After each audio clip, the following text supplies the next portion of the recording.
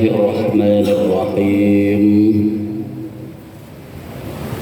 السلام عليكم ورحمة الله وبركاته.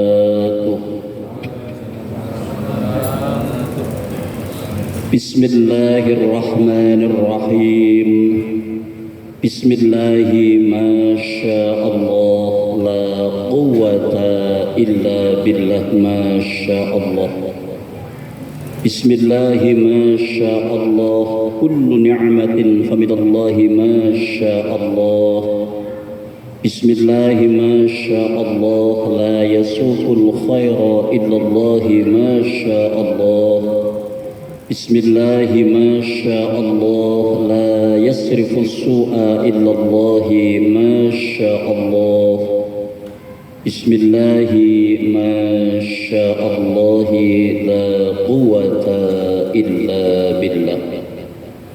حصنت نفسي بالحي القيوم الذي لا يموت أبدا، ودفعت عن نفس السوء بألف ألف ولا حول ولا قوة إلا بالله العلي العظيم.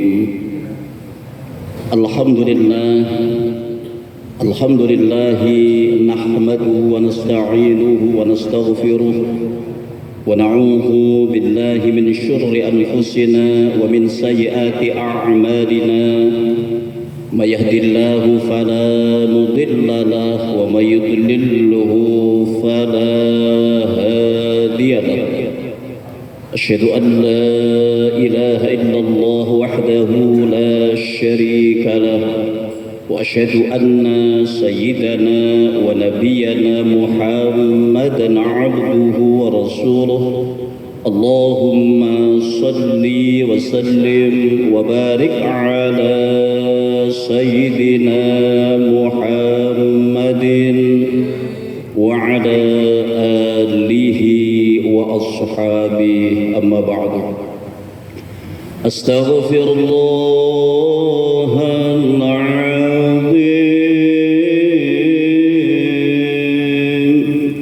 أستغفر الله العظيم.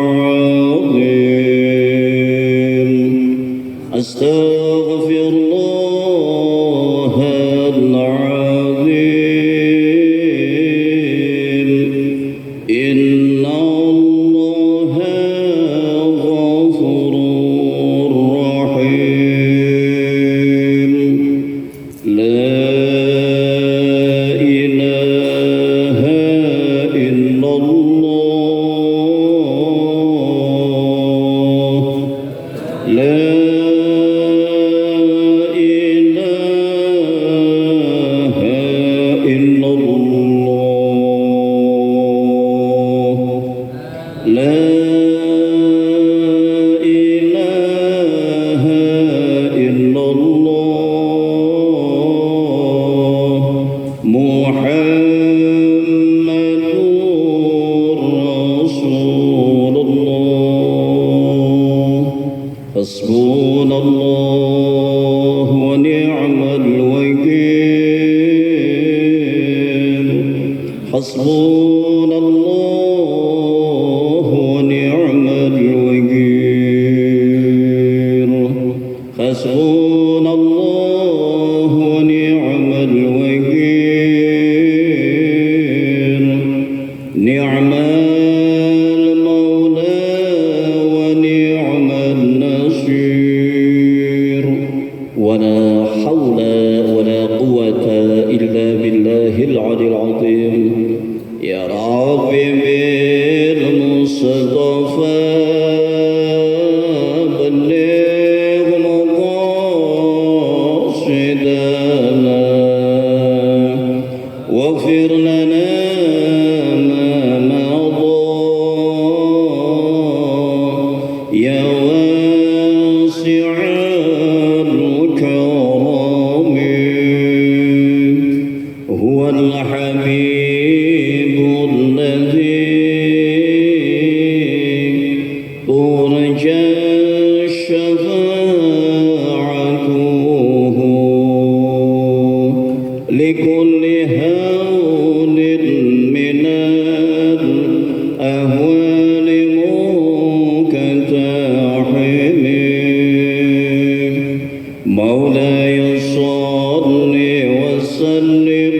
دائما أبدا على حبيبك خير الخلق كلهم. اللهم صل وسلم وبارك عليه وعلى آله. بسم الله الرحمن الرحيم. إلى حضرة النبي المصطفى محمد صلى الله عليه وسلم وعلى آله وأصحابه وأزواجه وذريته.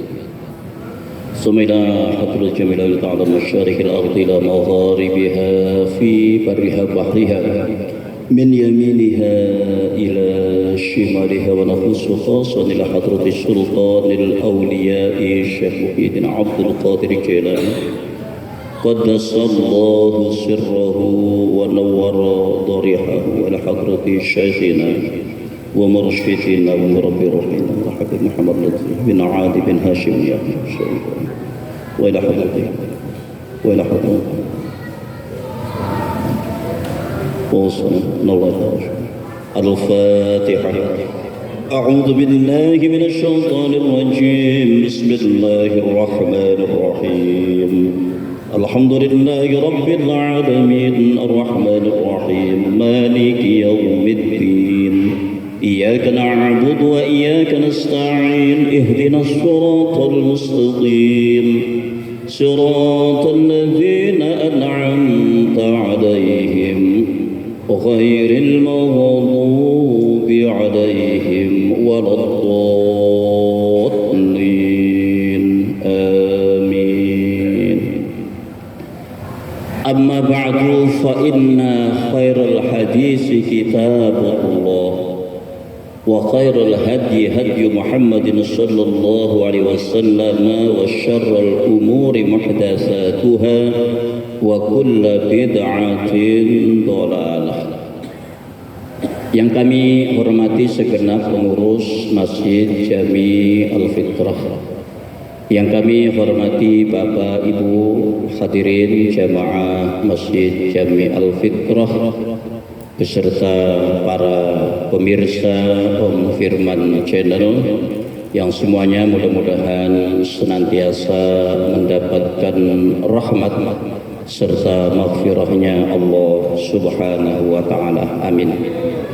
Pengajian kita malam ini masih ada pada bab zuhud.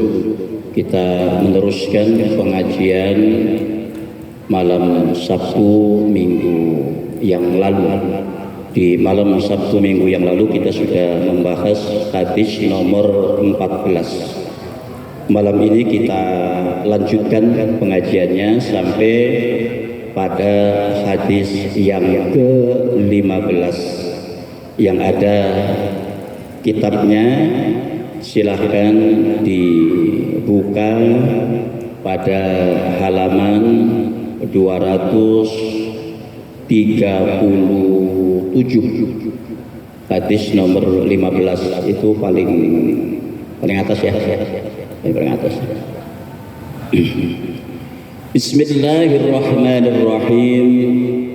Wa an ibni Umar radhiyallahu anhuma qala, dari sahabat Ibnu Umar radhiyallahu anhuma berkata, akhadana Rasulullah sallallahu alaihi wasallam bimangkabiyya faqala, Rasulullah sallallahu alaihi wasallam memegang kedua bahuku seraya bersabda, kun fid dunya ka'annaka gharibun, jadilah kamu di dunia ini seakan-akan sebagai orang asing, awabiru sabilin, atau sebagai pengembara. Wa kana Ibnu Umar radhiyallahu anhu yaqul, dan sahabat Ibnu Umar radhiyallahu berkata, idza amsayta, apabila kamu berada di waktu pagi, fala tantadhiris sabaha, maka jangan kamu maaf saya ulangi, idza amsayta, apabila kamu berada di waktu sore, fala tantadhiris sabaha, maka jangan kamu menantikan datangnya pagi, wa idza asbahta, dan apabila kamu ada di waktu pagi, fala tantadhiril masaa, maka janganlah kamu menantikan datangnya sore. Wa khudh min sihhatika limaradika, pergunakanlah masa sehatmu untuk menyongsong masa sakitmu. Wa min hayatika limautika, dan pergunakanlah masa hidupmu sebelum datang saat kematiannya. Rawahul Bukhari, hadis riwayat Imam Bukhari. Diteruskan dulu bacanya, sarahnya di bawahnya. Wa qalu fi syarhi hadzal hadis ma'nahu, dalam memaknai hadis ini, dalam menerangkan makna hadis ini, para perawi berkata, la tarkanu ilad dunya, janganlah, la tarkan ilad dunya, janganlah kamu cenderung kepada dunia, wala tattakhidha watanan, dan jangan kamu menjadikan dunia ini sebagai negeri tempat menetap, wala tuhaddis nafsaka bitulil baqa'i fiha, dan jangan dirimu berangan-angan akan tinggal abadi di dalam dunia, wala bil i'timadi biha, dan jangan memberi perhatian berlebih terhadap dunia, wala tata'allaq minha, dan jangan pernah bergantung terhadap dunia, bima la yata'allaqu bihil gharibu, kecuali seperti ketergantungannya orang asing, fi ghairi watanihi, pada tempat yang bukan negerinya, wala tastaghil fiha, dan jangan kamu menyibukkan diri di dalamnya, bima la tastaghlihu bil gharbiyyu, kecuali seperti wala tastaghilu fiha, dan jangan kamu menyibukkan diri di dalamnya, bima la tastaghilu bil gharib, kecuali seperti kesibukannya orang asing, alladzi yuridu dhahaba ila ahlihi, yang ingin pergi lagi untuk menemui keluarganya. Wabillahi taufiq. Bapak Ibu hadirin jamaah rahimakumullah. Jadi ketika Rasulullah sallallahu alaihi wasallam memberikan pesan kepada sahabat Ibnu Umar radhiyallahu anhu, sebagaimana yang termaktub dalam hadis tadi, itu Rasulullah sallallahu alaihi wasallam sambil memegangi kedua bahu sahabat Ibnu Umar radhiyallahu anhu, menyampaikan pesan sambil memegangi pundak atau sambil memegangi kedua bahu. Ini setidaknya mengisyaratkan mengenai dua hal. Apa itu? Yang pertama adalah mengisyaratkan bahwa pesan yang disampaikan itu adalah merupakan pesan yang sangat penting, adalah merupakan pesan yang sangat serius. Memangnya mengenai apa pesan tadi? Kun fid dunya ka'annaka gharibun aw 'abiru sabil, itu pesan tadi adalah berisi tuntunan agar kita bisa memahami mengenai hakikat dalam kehidupan di dunia yang fana ini. Sebab kalau kita sudah bisa memahami hakikat kehidupan di alam yang dunia fana ini, maka insya Allah hidup kita itu akan tentram. Yang pertama. Yang kedua, insya Allah kita akan bisa istiqamah dalam beribadah kepada Allah Subhanahu wa Ta'ala.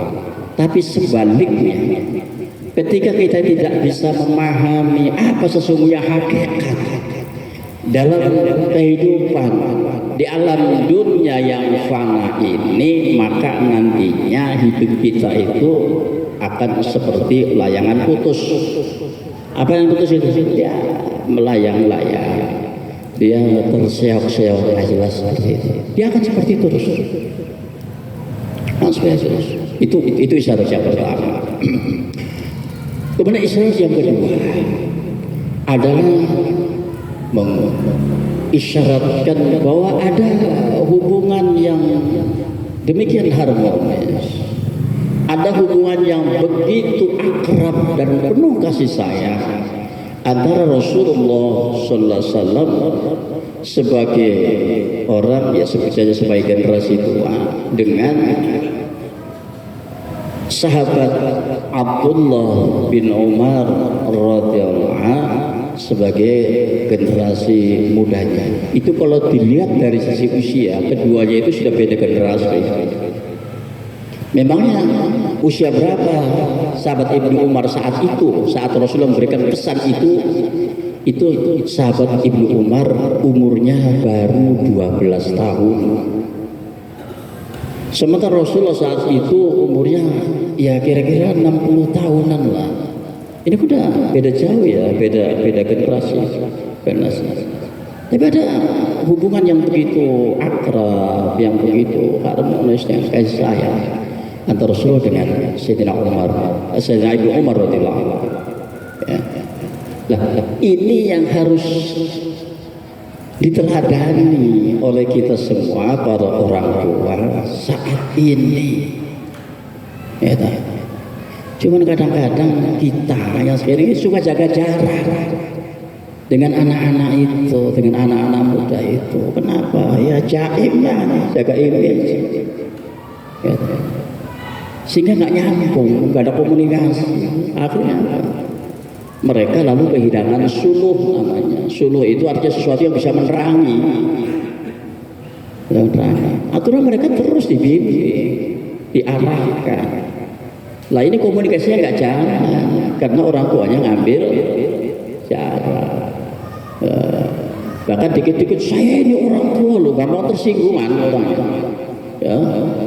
Ngambukan, gak marah, itu saya ini orang tua loh, anak lu dikit aja jalannya dikit aja langsung dekat kayak begitu.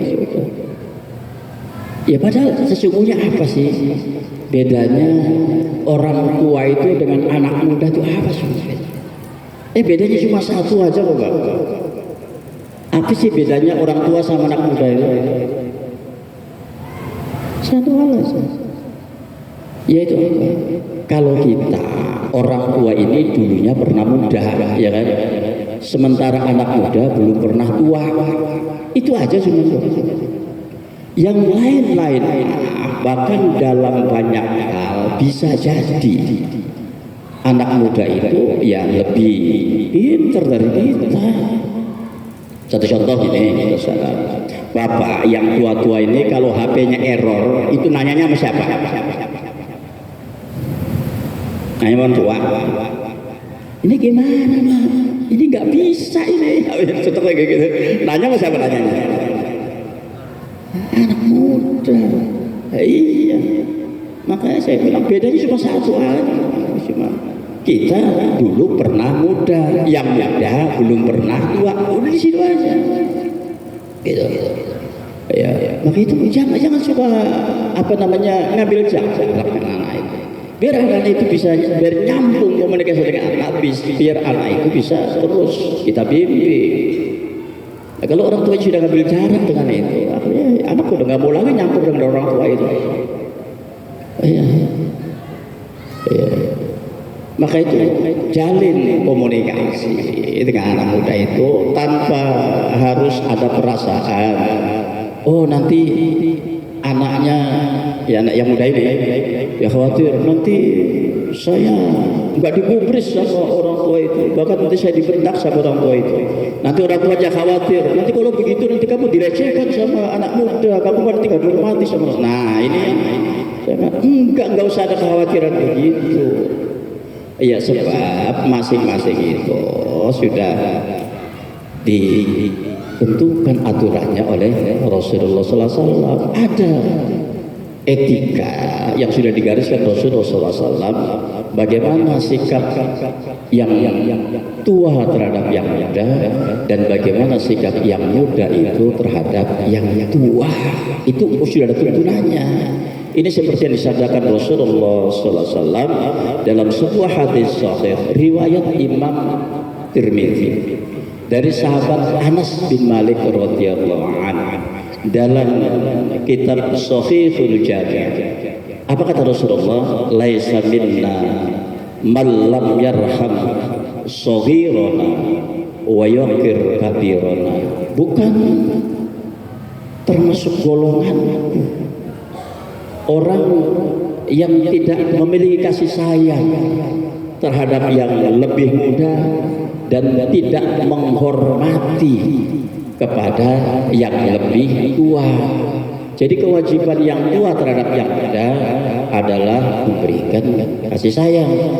Kewajiban yang muda terhadap yang tua adalah menghormatinya. Balance kan? Tawazun kan? Seimbang. Masing-masing ada kewajibannya. Baik. Kembali ke pokok hadis tadi. Jadi saya sebutkan tadi. Jadi hadis tadi itu adalah berupa tuntunan agar kita bisa memahami mengenai hakikat dalam kehidupan di alam dunia yang fana ini. Ketika kita tidak memahami itu, saya katakan tadi, nanti hidupnya akan ya seperti layangan putus, terus melayang-layang, terus siap-siap, hidupnya senantiasa diliputi oleh rasa kekhawatiran, khawatir ini, khawatir takut ini. Nah, maka renungkan, coba apa yang sabdakan Rasulullah SAW dalam hadis tadi. Apa kata Rasulullah? Kun fit dunya ka'annaka qarib. Jadilah kamu di dunia ini seperti orang asing. Baik. Awabiru sabilin, atau seperti seorang pengembara, seorang yang ya numpang lewat aja lah begitu. Tadi dalam syarahnya sudah diterangkan, jangan kamu berangan-angan bahwa kamu akan hidup di dunia ini ya dalam jangan kamu berangan-angan akan hidup kekal di dunia ini. Satu malam Rasulullah SAW itu pernah tidur di atas tikar.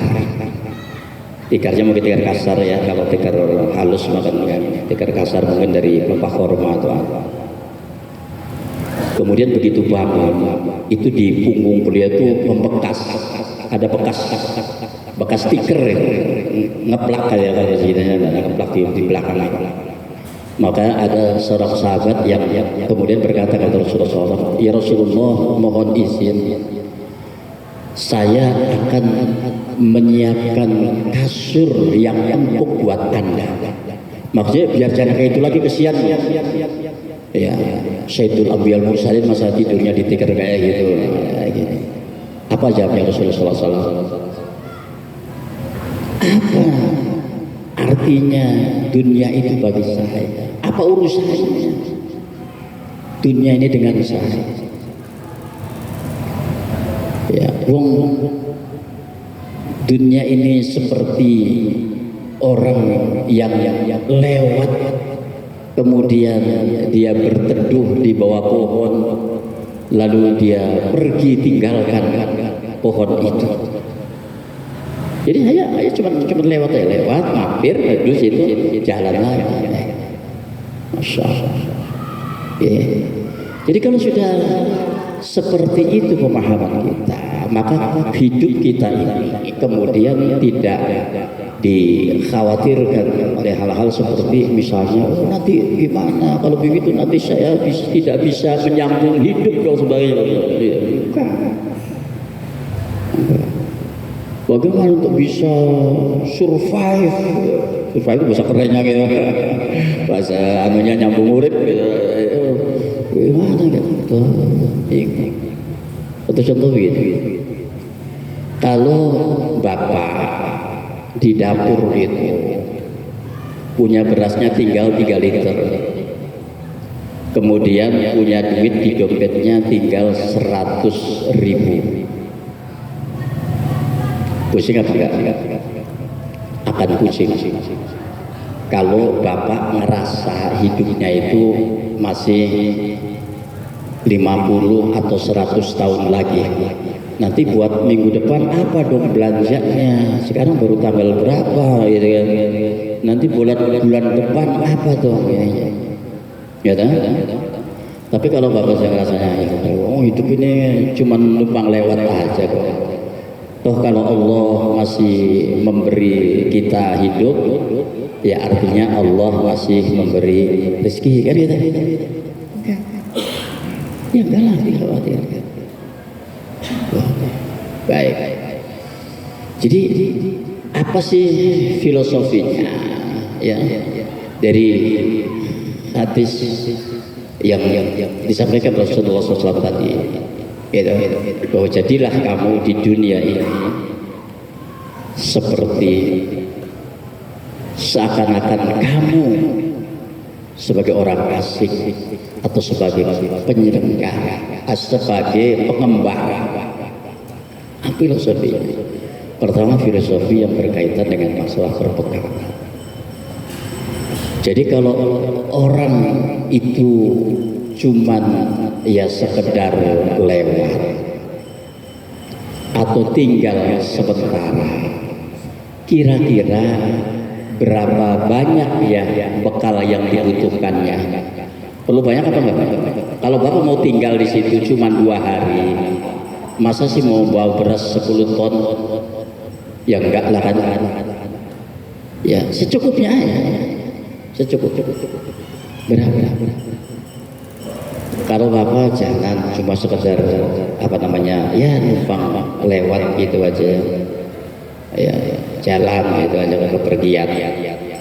Berapa kalau bawa bekal makanan? Ya paling roti ya 3 potong gitu kan. Kalaupun nasi ya cukup ditembak segitu aja. Masih dibawa sak bakul gitu pergi jam sehari? Enggak kan? Enggak. Pertanyaannya kemudian, apakah orang Islam itu nggak boleh kaya, nggak boleh nyimpen harta banyak? Boleh. Kalau begitu berarti orang Islam itu hidupnya harus pas-pasan aja? Enggak, soal paham kalau begitu. Enggak, boleh. Tapi dengan 2 syarat. Boleh orang sejadwal kaya, boleh punya harta banyak, boleh. Tapi dengan 2 syarat. Apa itu? Yang pertama, hatinya jangan terpaut oleh dunia. Jangan hatinya dikuasai oleh dunia. Jangan hatinya diperbudak oleh dunia. 1. Yang kedua adalah apabila hartanya itu dapat memberikan manfaat bagi orang-orang yang ada di sekitarnya. Bapak punya harta banyak, dipakai modal usaha sehingga orang-orang di sekitarnya bisa bekerja di situ. Ini namanya punya manfaat. Beli sawah, beli tanah, beli apa, orang-orang pada bisa bekerja di situ. Ini namanya dapat memberikan manfaat. Boleh.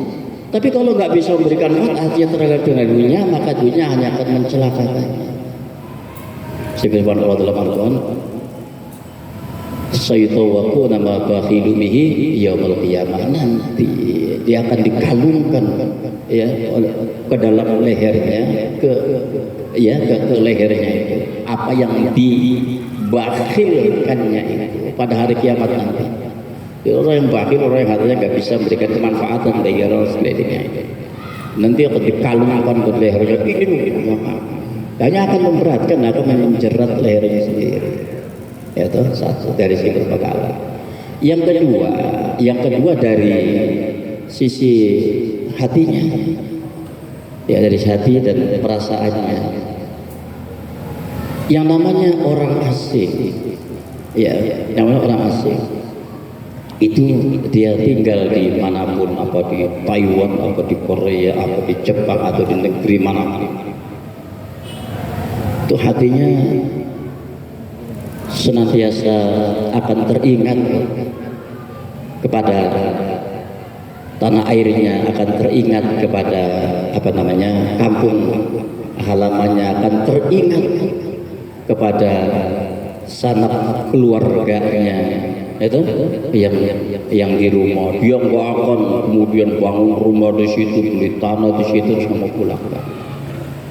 Ada nggak kemudian orang asing itu yang kemudian nggak mau pulang? Hatinya nggak pernah ingat kepada tanah airnya, hatinya nggak pernah ingat kepada kampung halamannya, nggak pernah ingat kepada sanak saudaranya. Ada apa nggak yang begitu? Ada. Siapa ini?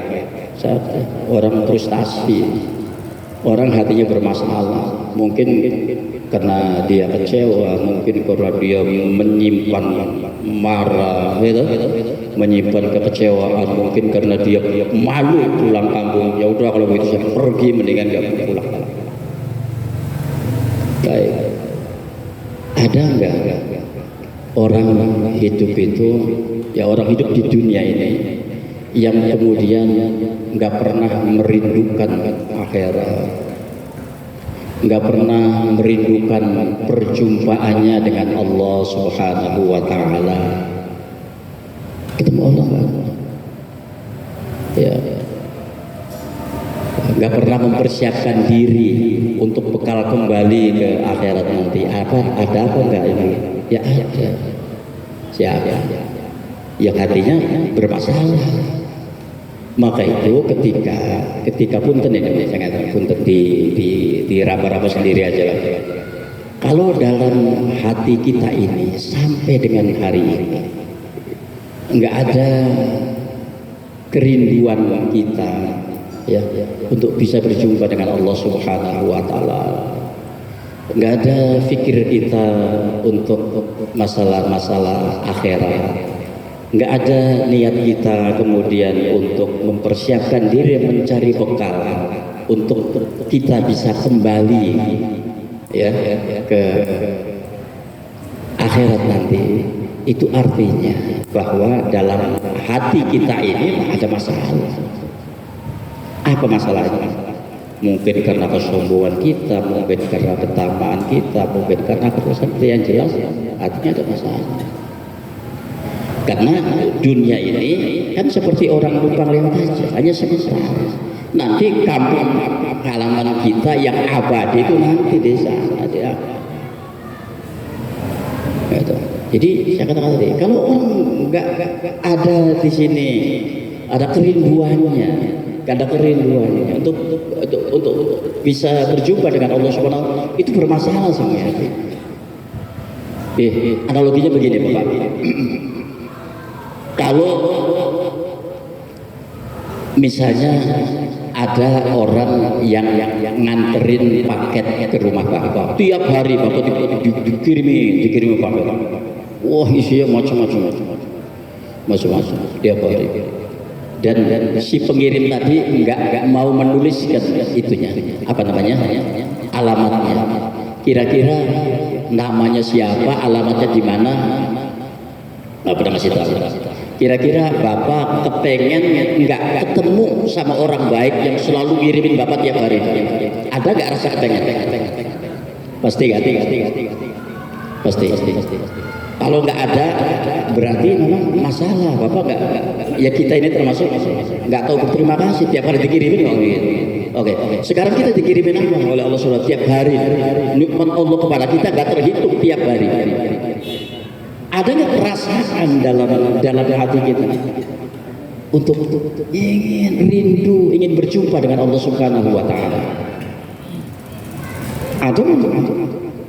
Terus gimana caranya? Ini kan banyak orang yang konyol yang mengatakan begini. Oh, kalau pengen ketemu sama Allah mah gampang katanya. Naik aja tiang listrik yang tinggi terus terjun dari situ. Nah ini konyol dan salah kaprah. Itu salah kaprahnya apa? Dianggapnya kalau orang mati itu mesti ketemu Allah. Nah ini kan keliru besar. Tidak semua orang yang mati itu bisa berjumpa dengan Allah Subhanahu Wa Taala. Yang bisa berjumpa dengan Allah itu hanya siapa? Makanya Allah jelaskan kalau pengen ketemu Allah ini caranya. Ada di mana Pak keterangannya? Ada di Al-Quran surah Al-Kahfi ayat 110, akhir surah Kahfi. Apa bunyinya? Faman kana yarju liqa'a rabbih falyamal 'amalan shalihan wa la yusyrik bi'ibadati rabbih ahada. Tuh kalau pengen ketemu Allah caranya begitu. Apa ya? Barang siapa yang mengharapkan perjumpaan dengan Tuhannya, maka hendaknya ia melakukan amal soleh dan jangan sekutukan dengan seorang pun dalam beribadah kepadanya. Jadi yang bisa berjumpa dengan Allah itu hanya siapa? Hanya orang-orang soleh yang dalam ibadahnya tidak bercampur dengan kemusyrikan, termasuk tidak ada riya di dalam ibadahnya. Itu yang berjumpa. Selain itu ya nggak bisa. Jadi jangan dianggap semua orang yang meninggal kemudian bisa gitu. Oleh karena itu ini saya karena waktu sudah mau Isya sebentar sedikit lagi. Jadi dari hadis yang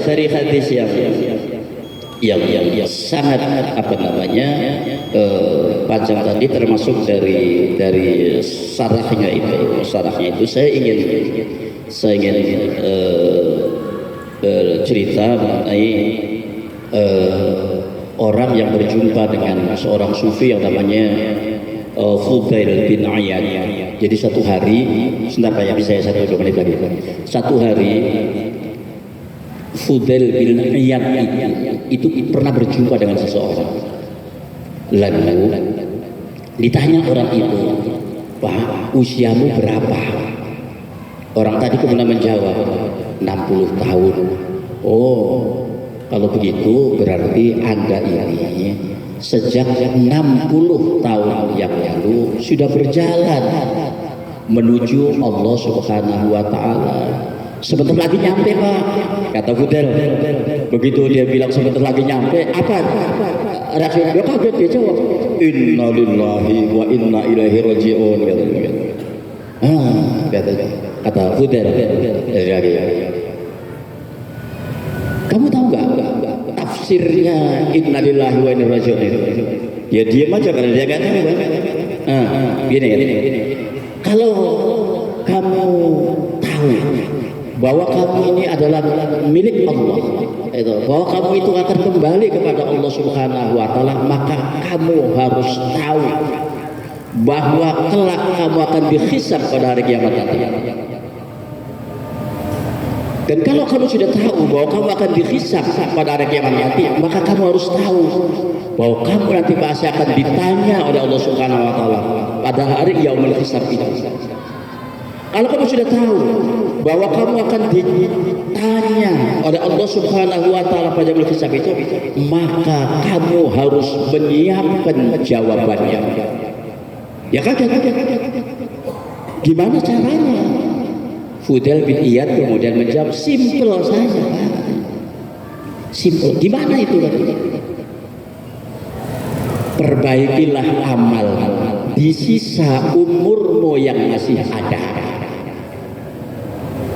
Niscaya Allah akan ampuni dosa-dosamu yang telah lalu.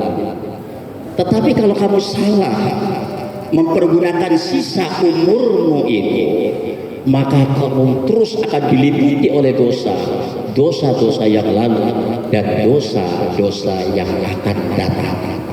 Jadi kesimpulannya begini, nanti saya katakan dari hadis tadi, dari syarah hadis itu maupun dari cerita Fudail bin Iyad tadi. Jadi syarah hadis tadi itu setidaknya mengisyaratkan 3 hal, ya, bahwa dalam hidup ini kita memang harus membatasi angan-angan kita. Ini itu udah ini bahwa satu saat kita akan kembali, dan ketika kita kembali kepada Allah Subhanahu wa taala, nggak ada yang kita bawa kecuali amal soleh kita. Satu. Yang kedua, hendaknya kita bisa memprioritaskan tobat. Tobat itu jangan disepelein. Tobat itu pintu masuknya. Kalau kita ingin mendapatkan kebaikan-kebaikan Allah Subhanahu wa taala, tobat itu kita adalah pintu masuknya.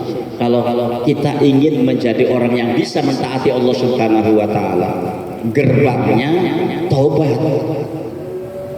Nah, tobat itu pintu masuk dari segala macam kebaikan. Nggak mungkin akan jadi orang soleh tanpa tobat. Nggak mungkin akan jadi orang takwa tanpa tobat. Nggak bisa menjadi orang taat kepada Allah tanpa tobat. Tobat adalah gerbang pertamanya. Nah, lalu yang kedua, hendaknya kita mengadakan persiapan di dalam menghadapi kematian. Oleh karena itu, sahabat Ibnu Umar dalam merespon hadis tadi boleh mengatakan, kalau kamu di waktu pagi, ada di waktu sore.